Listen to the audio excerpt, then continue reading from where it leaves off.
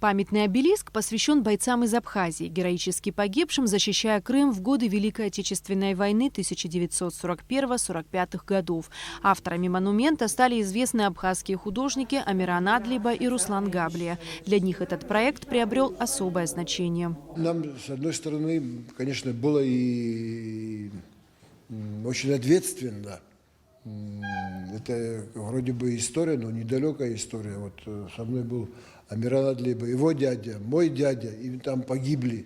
И, может быть, думали, найдем какие-то документы, какие-то останки этих людей там, но пока их никто не нашел, но идет большая работа. Памятный знак, выполненный из гранита, станет частью мемориального комплекса в селе Батальное Ленинского района Республики Крым. Именно в этих местах в годы Великой Отечественной войны проходили кровопролитные бои. В 41-м, 42-м, 43-м, 44-м годах погибло очень много людей из Абхазии при обороне Крыма. И так получилось тогда, там, как мы потом узнали, был бой.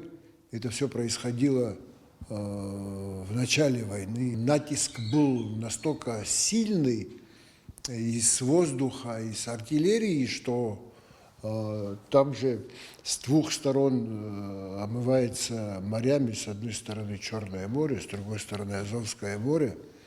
И не смогли закрепиться.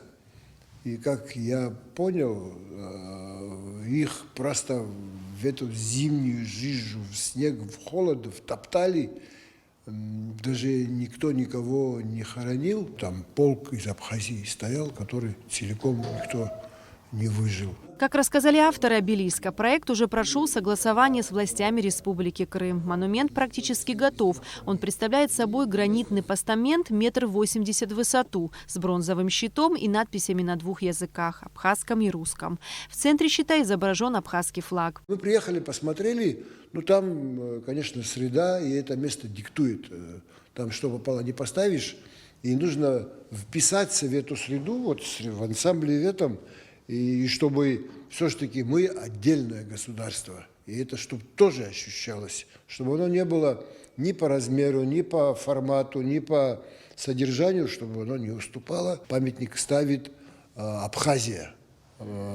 Абхазия, которая помнит своих героев. Реализация данного проекта осуществляется при поддержке правительства Абхазии. Торжественное открытие состоится в Крыму 9 мая. Эсма Гуланзе, Михаил Братухин, Абхазское телевидение.